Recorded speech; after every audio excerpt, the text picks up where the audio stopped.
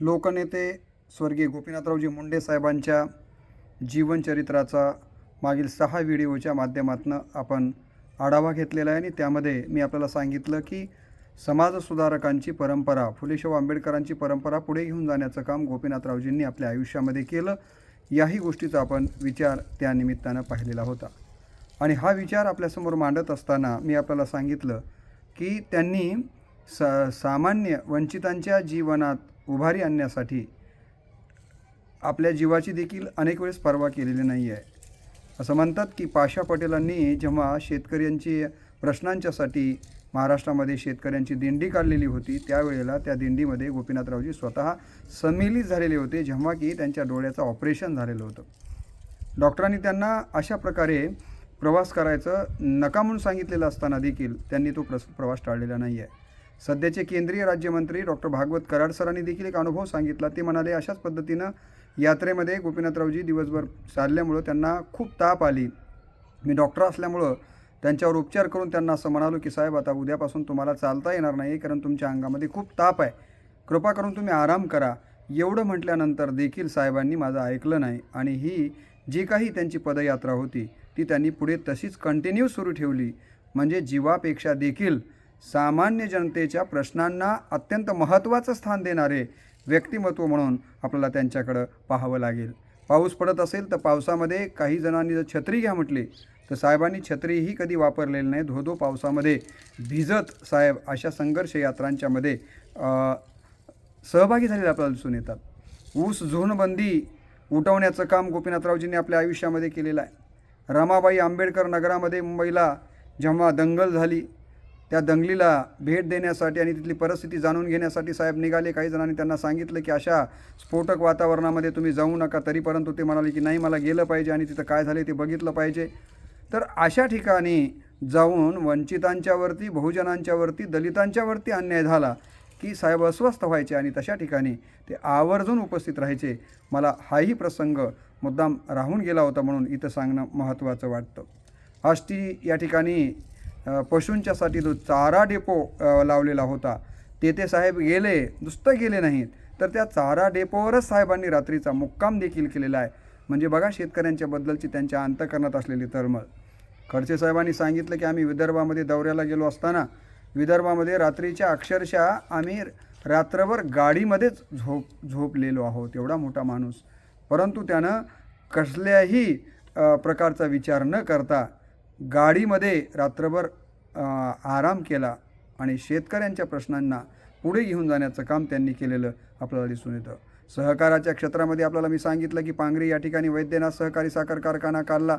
आशिया खंडामध्ये सर्वोत्कृष्ट कारखाना म्हणून अनेक पारितोषिकं त्यांना त्या कारखान्याच्या निमित्तानं मिळाले. नंतर त्यांनी 31 खाजगी साखर कारखाने उत्कृष्ट पद्धतीने चालवलेले आहेत. वैद्यनाथ बँकेच्या माध्यमातून सहकाराची चळवळ शेतकऱ्यांच्या घरापर्यंत, लाभार्थ्यांच्या घरापर्यंत पोहोचवण्याचं काम केलं. सूतगिरणीच्या माध्यमातून देखील सहकारी चळवळ एकमेका सहाय्य करून अवघे धरू सुपंत या अर्थानं ही सहकारी चळवळ पुढे घेऊन जाण्याचं काम त्यांनी केलेलं आपल्याला दिसून येतं. मी तसं म्हणेन की परळी हे जे काही तालुका म्हणा, शहर 2 नाथांच्यामुळं प्रसिद्ध होतं. एक नाथ म्हणजे वैद्यनाथ आणि दुसरे नाथ म्हणजे लोकनेते गोपीनाथरावजी मुंडे साहेब, म्हणजेच गोपीनाथ.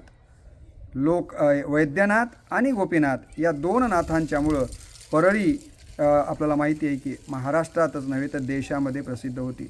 महाराष्ट्राचा विचार केला किंवा देशाचा जरी विचार केला तरी 3 नाथ हे महाराष्ट्रामध्ये प्रसिद्धीस आलेले आहेत, ज्यामध्ये परळीचे वैद्यनाथ, पैठणचे एकनाथ आणि परळीचेच गोपीनाथ. मला असं वाटतं की या 3 नाथांचा उल्लेख आपल्याला महाराष्ट्राच्या बाबतीमध्ये तर प्रकर्षानं आवर्जून करावा लागेल. इतकं मोठं काम त्यांनी या ठिकाणी केलेलं आपल्याला दिसून येतं. मला या निमित्तानं आपल्याला सांगितलं पाहिजे की गोपीनाथरावजींनी ज्याप्रमाणे बहुजनांची चळवळ पुढे घेऊन जाण्यासाठी उद्धारक फुले शाहू आंबेडकरांचा विचार घेऊन ते पुढे चाललेच, तसेच महाराष्ट्र ही संतांची परंपरा जपणारा आणि संतांना जन्म देणारी भूमी आहे. आणि म्हणून महाराष्ट्रात आजपर्यंत पंतप्रधान झाला जरी नसला, महाराष्ट्र हा पंतप्रधान जरी नसला तरी तो संतप्रधान आहे असं आपल्याकडे नेहमी म्हटलं जातं. आणि या महाराष्ट्रातल्या संत परंपरेंना आपल्या पद्धतीनं काही अंशी पुढे घेऊन जाण्याचं काम गोपीनाथरावजींनी केलेलं आहे. आपल्याला माहीत असेल की त्यांचे वडील पांडुरंगराव, जे की पंढरीच्या पांडुरंगावरती या ठिकाणी त्यांचं नामकरण त्यांच्या आईवडिलांनी केलं आणि स्वतः गोपीनाथरावांचे वडील हे पंढरपूरच्या पंढरीच्या पांडुरंगाचे भक्त होते. गोपीनाथरावांच्या घरात देखील पंढरीची वारी होती.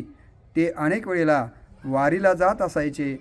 अनेक वेळेला पंढरपूरला जाऊन पंढरीच्या पांडुरंगाचं त्यांनी दर्शन घेतलेलं आपल्याला दिसून येतं. संतांच्या वरती अतूट निष्ठा त्यांची होती. अनेक अखंड हरिनाम सप्ताहांच्यामध्ये ते सहभागी होताना आपल्याला दिसून येतात. राष्ट्रसंत भगवान बाबांना राष्ट्रसंत ही पदवी देण्यामध्ये गोपीनाथरावांचा खूप मोठा वाटा होता. दसरा मेळाव्याच्या निमित्तानं भगवान गडावरती दरवर्षी आपल्याला माहिती आहे की दसऱ्याला हा मेळावा ते घ्यायचे. भगवान गडाचा खऱ्या अर्थानं विकास करण्यामध्ये फार मोठा महत्त्वाचा वाटा गोपीनाथरावजी मुंडे साहेबांचा राहिलेला आहे. भगवान बाबांच्या चरित्राला सर्वदूर पोचविण्याचं काम खऱ्या अर्थानं कोणं केलं असेल तर ते गोपीनाथरावजी मुंडे साहेबांनी केलेलं आहे. म्हणजे भगवान बाबांसारख्या संतांच्या वरती त्यांची अतूट निष्ठा होती. आपण बघितलं असेल की या पद्धतीनं अनेक वेळेला जेव्हा जेव्हा ते शेतकऱ्यांचे किंवा कुठले आंदोलनं करत असायचे त्यावेळेला विना गळ्यामध्ये घेऊन, टाळ गळ्यामध्ये घेऊन आणि वारकऱ्याची वेशभूषा करून या दिंडींच्यामध्ये ते सामील होताना आपण बघितलेले आहेत. आणि म्हणून आपल्याला एक गोष्ट लक्षात येते की संतांच्या परंपरेवरती गोपीनाथरावांचा अतूट विश्वास होता आणि ही परंपरा महाराष्ट्रात आणखीन पुढे गेली पाहिजे यासाठी देखील त्यांनी प्रयत्न केलेले आहेत. साहित्यावर साहेबांचं जीवापाड प्रेम होतं म्हणून परळीमध्ये त्यांनी अखिल भारतीय साहित्य संमेलन भरवलेलं आहे. अनेक साहित्यकारांशी त्यांचे अत्यंत जीवस्य कंठस्य अशा प्रकारचे मित्रत्व असलेलं आपल्याला दिसून येतं. जे म्हणून ज्या क्षेत्रातले कलाकार असतील, जशा गोदावरीबाई बुंडेसारखी गायनाच्या क्षेत्रामधलं खूप मोठं नाव, त्यांना देखील आपल्या पद्धतीनं बळ देण्याचं काम त्यांनी केलेलं आहे. अनेक कलाकारांना त्यांच्या कलेला न्याय देण्यासाठी आर्थिक मदत असेल किंवा अन्य प्रकारची ज्या प्रकारची मदत कलाकारांना, साहित्यकारांना करता येईल त्या प्रकारची त्यांनी मदत केलेली आपल्याला दिसून येते. म्हणून साहित्यावरती, संस्कृतीवरती, कलेवरती देखील, क्रीडा क्षेत्रावरती देखील साहेबांचं अफाट आणि अचाट अशा प्रकारचं प्रेम होतं. ही गोष्ट आपण प्रामुख्यानं लक्षात घेतली पाहिजे. परळीतला जे औष्णिक विद्युत केंद्र आलेली आहेत या माध्यमातून परळीच्या विकासाला हातभार लावण्याचं काम, जलसंधारणाच्या माध्यमातून देखील काही कामं आपल्याला माहीत असेल की महाराष्ट्रामध्ये खूप मोठ्या प्रमाणावर करण्याचं काम त्यांनी केलेलं आपल्याला दिसून येतं. ऊर्जा विभागाचे मंत्री असल्यामुळं विद्युतच्या बाबतीमध्ये त्यांचं जे काम राहिलेलं आहे ते देखील आपण सगळ्यांनी स्मरणात ठेवावं अशा पद्धतीचं आहे. आणि असा हा लोकनेता आपल्याला माहिती आहे की 3 जून 2014 रोजी अचानक कार अपघातामध्ये मृत्यू झाल्याची बातमी अवघ्या देशानं वाचली, टी व्हीवरती पाहिली, ऐकली आणि सगळा देश सुन्न झालेला आपल्याला या घटनेमुळं पाहायला मिळतो. आपल्याला माहिती आहे की ही बातमी जशी पसरत गेली तशी देश धाय मोकळून रडायला लागला. मी देखील सकाळी उठल्याबरोबर टी व्हीवरती ही बातमी पाहत होतो आणि मी अनुभव घेत होतो की सारख्या डोळ्यावाटं अश्रूंच्या धारा वाहत होत्या आणि वाटत होतं की आपण आता या देशातला लोकनायक गमावला आहे. आणि म्हणून सगळीकडं आपल्याला माहिती आहे की अत्यंत दुःखदायक आणि वेदनादायक अशा प्रकारचं वातावरण. या गोष्टीचं दुःख वाटलं होतं कारण 26 मे 2014ला साहेबांनी ग्रामविकास मंत्री म्हणून शपथ घेतलेली होती. ही शपथ घेण्याच्या पूर्वी देखील त्यांच्याबरोबर त्यांना कसा शपथ घेण्यासाठी, हे पद मिळवण्यासाठी कशा पद्धतीचे डावपेच चाललेले होते हे सगळं आपण आपल्या डोळ्यांनी पाहिलेलं होतं. तर अशातनं एक देशाचा चेहरा मोहरा बदलणारं ग्रामविकासाचं मंत्रालय त्यांना मिळालेलं होतं आणि त्यांनी लगेच कामाला सुरुवात केलेली होती की कुठे आपल्याला ग्रामविकासासाठी कुठल्या प्रकारच्या योजना तयार राबवायच्या आहेत. आणि या दृष्टिकोनातनं ते सगळं करत असतानाच दुर्दैवानं ही घटना घडते आहे. आपल्याला माहिती आहे की त्यांनी ग्रामविकास मंत्री म्हणून शपथ घेतल्यानंतर आपल्या लाडक्या बीड जिल्ह्यामध्ये आणि आपल्या जन्मभूमी आणि एका अर्थानं कर्मभूमी म्हणून जी परळी आहे त्या परळीमध्ये त्यांचा भव्य दिव्य अशा प्रकारचा सत्कार होणार होता. सत्काराची सगळी तयारी झालेली होती. उद्या लोक त्यांच्या सत्कारांसाठी संध्याकाळी अनेकांनी मोठे पुष्पहार घरामध्ये आणून ठेवलेले होते. सत्काराचं साहित्य घरामध्ये गोपीनाथरावजींचा सत्कार करण्यासाठी वाट पाहत होतं. पण सकाळी मात्र नियतीच्या मनात वेगळंच असल्यामुळं वेगळंच काहीतरी ऐकायला मिळालं आणि साहेबांना सत्कारासाठी आणलेले हार त्यांच्या अंत्यदर्शनासाठी सगळ्या भक्तांना वापरावे लागले, शिष्यांना वापरावे लागले. या गोष्टीचं अतीव दुःख आपल्या सगळ्यांना झालेलं आपण बघितलेलं आहे. दिल्लीमध्ये त्यांचं अंत्यदर्शन घेण्यासाठी या देशाचे सन्माननीय पंतप्रधान नरेंद्रजी मोदी साहेबांपासून ते राष्ट्रपती पर्यंत सगळ्यांनी त्यांचं अंतिम दर्शन घेतलं. लाखो लोकांनी दिल्लीमध्ये देखील त्यांचं साश्रुनयनांनी दर्शन घेतलं. त्यानंतर आपल्या या लाडक्या नेत्याचा अंत्यदर्शन मुंबईमध्ये घेण्यासाठी त्यांचं पार्थिव मुंबईला आणलं गेलं. मुंबईला देखील लाखो लोकांनी साश्रुनयनांनी या नेत्याला, आपल्या लाडक्या नेत्याला या ठिकाणी साश्रुनयनांनी त्यांचं दर्शन घेतलेलं आहे. त्यानंतर तिथून लातूरला त्यांना आणण्यात आलं. लातूरला त्यांच्या अंत्यविधीसाठी स्पेशल एक रेलगाडी सोडण्यात आलेली होती. लातूरला जेव्हा त्यांचा पार्थिव आलं तेव्हा लातूरला लाखो लोक साहेबांचा दहाय मोकलून रडत दर्शन घेत होते. कुणी छाती बडवत होतं. आपल्याला मी मागच्याच व्हिडिओमध्ये सांगितलं की कन्नडला तर एक शेख नावाचा त्यांचा अनुयायी हार्ट अटॅकनंच वारला.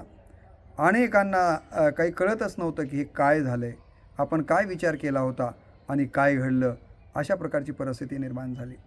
असं म्हणतात की दराडे नावाचा एक मिलिटरीमॅन, ज्या दराडे नावाच्या मिलिटरीमॅननं आपल्या साहेब आता या देशाचे ग्रामविकास मंत्री झालेले आहेत.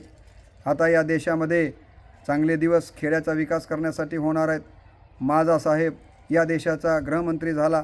माझ्या साहेबाला छोट्या टी व्हीवरती नाही तर मला आता मोठ्या टी व्हीवरती बघायचं आहे म्हणून या दराडे नावाच्या सैनिकानं काय केलं म्हणे तर घरी 51 इंची टी व्ही आणून संध्याकाळी फिट केला आणि सकाळी आता साहेबांचं आज काय चाललं आहे म्हणून बघावून टी व्ही लावला तर टी व्ही पर पहिलीच बातमी त्याला वाचायला आणि ऐकायला मिळाली की गोपीनाथजी मुंडे साहब का कार दुर्घटना में निधन. आणि ही बातमी वाचल्याबरोबर त्याचा राग अनावर झाला आणि म्हणे तिथंच ठेवलेली एक काठी होती ती उचलली आणि 51 इंची टी व्ही फोडून टाकला आणि म्हणाला काय हे ऐकण्यासाठी हे पाहण्यासाठी मी टी व्ही घेतली होती. माझा बाप आज मला सोडून गेलेला आहे. आणि हा सैनिक ढसा ढसा ढसा ढसा रडायला लागला. आपल्याला माहिती आहे की जेव्हा साहेबांचं हे पार्थिव जेव्हा परळीला पांगरी या ठिकाणी आणलं गेलं, देशभरातून त्यांचे अनुयायी मोठ्या संख्येनं त्यांच्या अंत्यदर्शनासाठी येत होते. मी देखील त्या ठिकाणी गेलो होतो. तर परळीमधून पांगरीला जाण्यासाठी इतक्या जवळच्या प्रवासासाठी जवळपास आम्हाला 4 ते 5 तास लागले. इतकी ट्रॅफिक जाम झालेली होती. कितीतरी हेलिकॉप्टर्स आपल्याला माहिती आहे, कितीतरी विमान या लाडक्या नेत्याचं अंतिम दर्शन घेण्यासाठी तिथं आलेले आपल्याला दिसून येतात. 5 हेलिकॉप्टर्स आलेले होते, 17 विमानं आलेली होती आणि वायू सेनेच्या विमानाच्या 17 फेऱ्या झाल्याचा उल्लेखही माझ्या वाचनात आलेला आहे. नव्हे मी स्वतः याची देही याची डोळा त्या ठिकाणी पाहिलेला आहे. असं म्हणतात की साहेब ज्या दिवशी गेले त्या दिवशी या देशातल्या या राज्यातल्या 3 लाख चुली पेटल्या नाही. काय म्हणून आपण आता खायचं? कारण ज्याच्याकडं बघून आपण लहानाचे मोठे झालो, ज्यांनी आपल्या पाठीवर आधाराचा हात दिला आणि आपल्याला इथपर्यंत पोहोचवलं, तोच आपला आधार वड गेला. म्हणून या राज्यातल्या 3 लाख घरातली चूलच पेटली नाही. आणि आपल्याला माहिती आहे की पांगरीचा सगळा परिसर साहेबांच्या जय जयकाराने आणि साहेबांच्या जाण्यानं दुमदुमून निघालेला होता. आपल्याला माहिती आहे की परत या मुंडे साहेब, परत या देवा तुला शोधू कुठे. सगळ्यांच्या अंतकरणात हेच होतं की हे देवा आता तुला कुठं शोधू. परत या मुंडे साहेब, परत या आमचे एकच साहेब मुंडे साहेब. आपल्याला माहिती आहे की तिथं जमलेला जमाव की अचानक असा कसा कार ॲक्सिडेंट झाला, अपघात झाला यामुळे चिडला होता. परिस्थिती नियंत्रणाच्या बाहेर जाण्याच्या यामध्ये होती. परंतु पंकजाताईंनी सगळ्यांना शांततेचं आव्हान केलं आणि या सगळ्या आव्हानाला साथ म्हणून तो जो चिडलेला तिथला जो काही भक्त परिवार होता, मला वाटतं की तो शांत झाला. आणि नंतर मग साहेबांच्या आपल्याला माहीत आहे की मोखाग्नी साहेबांना देण्याचं काम त्यांच्या ज्येष्ठ कन्या या राज्याच्या माजी कॅबिनेट मंत्री पंकजाताईंनी केलेलं आपल्याला दिसून येतं. तर अशा पद्धतीनं साहेब आपल्याला सोडून गेले. त्यानंतर या राज्यामध्ये अनेकांनी मुंडन करून घेतलेलं आहे. अनेक गावांच्यामध्ये मोठ्या प्रमाणावर तेरव्या झालेल्या आपण स्वतः पाहिलेल्या आहेत. अनेक गावामध्ये आपण बघितलं असेल की साहेबांच्या त्याच्यानंतर अनेक गावांच्यामध्ये साहेबांच्या नावानं चौक तयार झाले. अनेक नगरांना साहेबांची नावं देण्यात आलेली आहेत. रस्त्यांना, चौकांना साहेबांची नावं देण्यात आलेली आहेत. त्यानंतर काही वर्षभरातच किंवा 4 महिन्यातच त्यांच्यावरती अनेक पुस्तकं लिहिली गेली, अनेक पोवाडे रचले गेले, गीतं रचली गेलेली आहेत. काही जात्यावरच्या ओव्या त्यांच्या संबंधानं रचल्या गेलेल्या आहेत. आपण ह्याचाही अनुभव घेतलेला आहेच. आणि त्याचबरोबर या मला असं वाटतं की माझ्या तरी वाचनात आणि बघण्यामध्ये नाही की त्यांची लेख, तिन्ही लेख आपण असं म्हणूया, विशेषतः पंकजाताईंनी आपल्या बाबाला गोपीनाथ गडाच्या निमित्तानं केवळ वडिलांचं स्मारक म्हणून नाही आहे, तर सगळ्यांच्यासाठी स्फूर्तीचा गड, सेवेचा गड, हे की नाही, प्रेरणेचा गड म्हणून गोपीनाथ गडाची निर्मिती या ठिकाणी पांगरी, जिथे साहेबांचा आपण शेवटचा विधी केला त्या ठिकाणी गोपीनाथ गड उभा केला. मला असं वाटतं की असा गड आपल्या पित्यासाठी कुठल्या कन्येनं केलेला माझ्या तरी पाहण्यात आणि ऐकिवात नाही आहे. एवढं मोठं काम त्या ठिकाणी झालं. आणि त्या गोपीनाथ गडावरती आपण बघितलं आहे की या राज्यातले सर्व धर्मातली, सर्व जाती व्यवस्थेतली नवदाम्पत्य असतील की कोणी असो, साहेबांचं दर्शन घेण्यासाठी अविरतपणे 12 महिने आपल्याला माहिती आहे की तिथं येत असतात. गोपीनाथरावजी मुंडे प्रतिष्ठानच्या वतीनं गरजवंतांना सर्व क्षेत्रातल्या वेगवेगळ्या प्रकारची मदत या ठिकाणी केली गेलेली आपण पाहतो आहोत. गोपीनाथ गडावरती त्यांच्या पुण्यस्मरण दिन असेल, त्यांचा जन्मोत्सव असेल, या निमित्तानं अनेक सामाजिक उपक्रम राबवले जातात. आणि या उपक्रमाच्या माध्यमातून साहेबांची जी काही सामान्य जनतेच्या प्रश्न सोडवण्याची जी परंपरा आहे, ती परंपरा पुढे घेऊन जाण्याचं काम त्यांच्या सुकन्या करताना दिसत आहेत, त्यांचे आपण सगळे अनुयायी करताना दिसतो आहोत.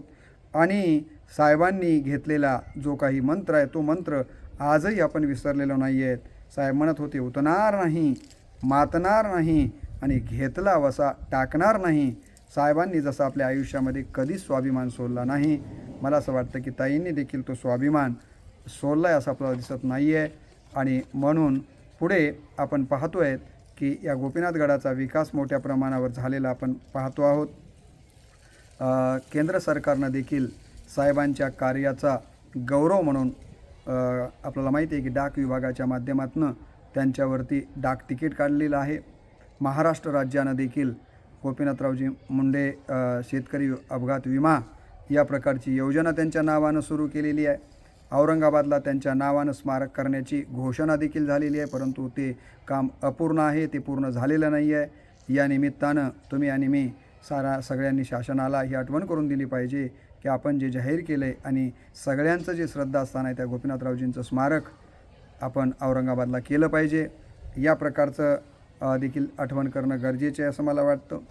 गोपीनाथरावजींना जाऊन जरी आपण ते आपल्यातनं ते शरीरातनं गेले असले, त्यांच्या जाण्याबद्दल एकाने असं लिहिलं होतं की क्रूर बेरकी हीच का नियती, क्रूर बेरकी हीच का नियती, दान देणाऱ्यास घेऊन आज झाली चालती, दान देणाऱ्यास घेऊन आज झाली चालती, जन्मसारा जाळला गाठलेन ध्येयही, जन्मसारा जाळला गाठलेन ध्येयही, घास होता कालवाया ताट नेले ओढुनी, घास होता कालवाया ताट नेले ओढुनी.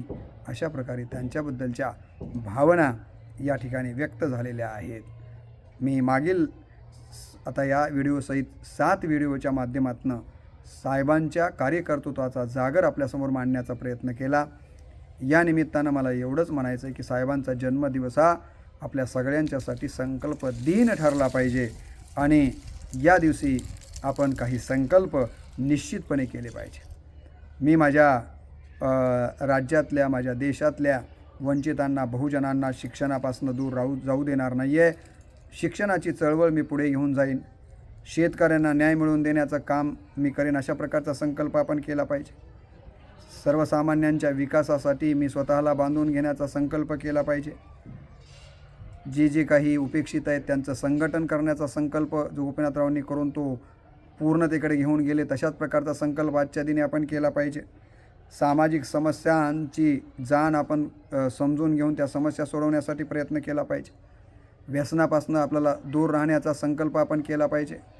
एवढे अनर्थ एका अविद्येने केले म्हणून आपण अज्ञान, अंधश्रद्धा, दारिद्र्य याला बाजूला सारून मला असं वाटतं की विवेकाचा प्रकाश, बरोबर आहे की नाही, आपल्या आणि आपल्या समाजाच्यामध्ये प्रकाशित करण्यासाठी आपापल्या पद्धतीनं प्रयत्न केला पाहिजे.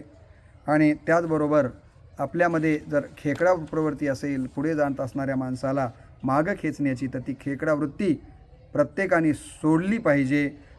आणि जे आपण पाहतो की ऋण काढून सण करणे, मग ते लग्नासाठी नको तेवढा ऐपत नसताना खर्च करणं असो की अन्य कुठल्याही गोष्टीमध्ये, तसं न करता म्हणजे अंथरूण पाहून पाय पसरणे या प्रकारचा संकल्प देखील आपण केला पाहिजे असं मला वाटतं. कृतज्ञता भाव, गोपीनाथरावांनी आपल्या आयुष्यभर कृतज्ञता भाव आपल्या अंतःकरणामध्ये ठेवला. गोधड्यापासून गालिच्यापर्यंत जरी गेले असले तर ते गोधड्याला कधीच विसरले नाहीत. तसं आपण देखील ज्या समाजातनं इथपर्यंत पोहोचलो, ती समाज आपली आई आहे आणि त्या समाजाला आपण कधीच विसरायचं नाही. हा गोपीनाथरावांचा मंत्र आपण आपल्या डोळ्यासमोर ठेवला पाहिजे. गोपीनाथरावांच्या कार्याचे जर काही पैलू समाजांच्या समोर आले नसतील तर ते पैलू समोर आणण्याचा प्रयत्न समाजातल्या विचारवंतांनी, लेखकांनी, साहित्यिकांनी केले पाहिजे. त्यांच्या बद्दलचे अनेक लेख, त्यांच्याबद्दलचे अनेक ग्रंथ प्रकाशित झाले पाहिजे. त्यांच्यावरचे ज्या पद्धतीनं गोपीनाथरावांच्या कार्याला प्रकाशित करता येईल त्या पद्धतीनं आपण केलं पाहिजे. जसं की साहेब, मोडलेल्या मानसाचे दुःख ओले झेलताना, त्या अनाथाच्या उशाला दीप लावू झोपताना, कोण तिना जात ज्यांची कोणताना, धर्म ज्यांना दुःख ओले दोन अश्रू मानसाचे माणसांना, या प्रकारचं जीवन साहेब जगत आले. आपण देखील मोडलेल्या माणसाच्या जीवनातल्या वेदना कमी करून त्याच्या चेहऱ्यावरती खऱ्या अर्थानं हास्य फुलवता येईल का याचा प्रयत्न आपण केला पाहिजे. आणि येणाऱ्या नव्या पिढीला देखील साहेबांचा परिचय खऱ्या अर्थानं करून देण्याची जबाबदारी आपल्या डोळ्यासमोर ठेवून तशा प्रकारचं कार्य केलं पाहिजे. मी नेहमी सांगतो की काळोख झाल्यावर रात्र म्हणतात, काळोख झाल्यावर रात्र म्हणतात, शिजलेल्या तांदळाला भात म्हणतात. काळोख झाल्यावर रात म्हणतात, शिजलेल्या तांदळाला भात म्हणतात. महाराष्ट्रात राहून ज्यांना मुंडेसाहेब माहीत नाहीत त्याला अज्ञानाची जात म्हणतात, त्याला अज्ञानाची जात म्हणतात. या महाराष्ट्रात राहणाऱ्या प्रत्येक माणसाला साहेब माहिती झाली पाहिजेत म्हणून त्यांच्यावरती सिनेमा देखील निघालेला आहे. आता या प्रिंट मीडियाच्या माध्यमातून असेल, हे की नाही, किंवा अन्य जी मीडिया आहे, जनसंचार माध्यम आहेत, मग ते मोबाईलमधलं फेसबुक असेल, ट्विटर असेल, टेलिग्राम असेल, किंवा आता ज्याचा वापर मी करतो ते यूट्यूब असेल, व्हॉट्सअप असेल, या सगळ्या माध्यमातून साहेबांच्या विचारांना आणि कार्याला सगळ्यांपर्यंत पोहोचवण्याचा संकल्प करून त्यासाठी आपण सतत सतर्क राहणं गरजेचं आहे. त्यांच्या मृत्यूच्या बद्दलच्या विविध वावड्या अनेक वेळेस उठवल्या गेलेल्या आहेत किंवा त्यांच्या मृत्यूबद्दलची आशंकता अनेक वेळेस दबक्या आवाजामध्ये अनेक ठिकाणं होते. खरं तर प्रत्येक मोठ्या माणसांच्या मृत्यूबद्दल अशा प्रकारच्या शंका निर्माण केल्या गेलेल्या आहेत. छत्रपती शिवाजी महाराजांच्याबद्दल असेल किंवा महात्मा बसवेश्वरांच्याबद्दल असेल, जगद्गुरू संत तुकाराम महाराजांच्याबद्दल देखील आपल्या सगळ्यांना माहिती आहे. तशाच प्रकारची साहेबांच्या जाण्याबद्दल देखील शंका उत्पन्न केली जाते. मला असं वाटतं की आता जी घटना घडून गेलेली आहे त्याबद्दलचा नक्की आपण अभ्यास केला पाहिजे, परंतु त्यात फार काही त्याच्यातनं हातात लागण्यासारखं आहे असं मला वाटत नाही. त्यापेक्षा साहेबांनी दिलेले जे विचार आहेत, साहेबांनी केलेलं जे कार्य आहे, त्या विचारांना आणि त्या कार्याला आपल्याला साहेबांसारखं सूर्य होऊन तर प्रकाशित होता येणार नाही, परंतु पंथी होऊन का असेना पावलापुरता आपल्याला जितका प्रकाश निर्माण करता येईल आपल्या भोवती आणि आपल्या आजूबाजूला राहणाऱ्या वंचितांच्या जीवनात, तेवढं जरी आपण केलं तर मला असं वाटतं की त्यांचा जन्मोत्सव असो की त्यांचं पुण्यस्मरण दिन असो, तो खऱ्या अर्थानं आपण संपन्न केल्याचं महत्पुण्य आपल्याला लाभेल आणि त्यांना खऱ्या अर्थानं आदरांजली वाहिल्यासारखं होईल. मी यापूर्वीच्या व्हिडिओत सांगितलं आहे, पुन्हा एकदा आपल्याला आठवण करून देतो की कुठल्याही महापुरुषाचा मृत्यू हा दोनदा होत असतो. एकदा ते शरीरानं जातात आणि दुसऱ्यांदा जेव्हा त्यांचे विचार आणि त्यांचं कार्य त्यांच्या अनुयायी विसरून त्याच्या विपरीत पद्धतीनं वागायला लागतात, तेव्हा मात्र ते खऱ्या अर्थानं मला असं वाटतं की ते मृत्यू पावलेले असतात. मला असं म्हणायचं आहे की साहेबांची जयंती देखील महिनाभर आपण बघतो की अण्णाभाऊ साठे असतील, डॉक्टर बाबासाहेब आंबेडकर असतील, छत्रपती शिवराय असतील, अशा महापुरुषांच्या जयंत्या महिनाभर साजऱ्या केल्या जातात. गोपीनाथरावांची देखील जयंती कमीत कमी एक महिनाभर तरी गावोगाव विचारवंतांनी, प्रबोधनकारांनी जाऊन त्या गावातलं प्रबोधन करावं, साहेबांच्या कार्याचा जागर तिथं घालावा आणि एक सुदृढ, विकसित आणि विवेकी समाज निर्माण करण्याचं काम माझ्यासह आपण सगळ्यांनी करावं. ते करण्यासाठीची सद्बुद्धी गोपीनाथरावजींनी आपल्याला द्यावी, अशा प्रकारची या ठिकाणी अपेक्षा व्यक्त करतो. पुनश्च एकदा साहेबांच्या विचारांना आणि प्रतिमेला मनपूर्वक अभिवादन करून मागच्या 6 व्हिडिओच्या आणि आत्ताचा हा 7 व्हिडिओच्या माध्यमातून साहेबांच्या कार्यकर्तृत्वावर छोटासा प्रकाश टाकण्याचा मी अल्प प्रयत्न केलेला आहे.